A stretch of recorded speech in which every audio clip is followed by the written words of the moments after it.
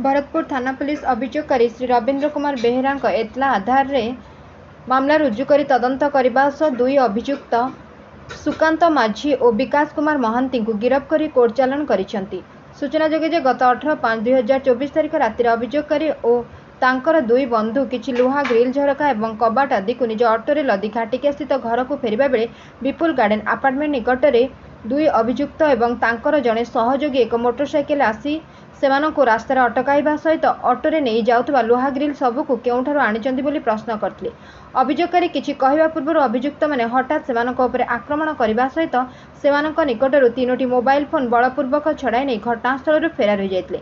एने भरतपुर थाना लिखित अभियोग हेबा परे पुलिस मामलार तदंत करबा सह विशेष सूत्ररु खबर पाई चढ़ाऊ जरिया दुई अभियुक्तों को काबू करिबारे सक्षम होइतबा बेले उभयଙ୍କ हेफाजतरु 3टी चोरा मोबाइल फोन और घटना व्यवहृत एक मोटरसाइकेल जबत करथिले।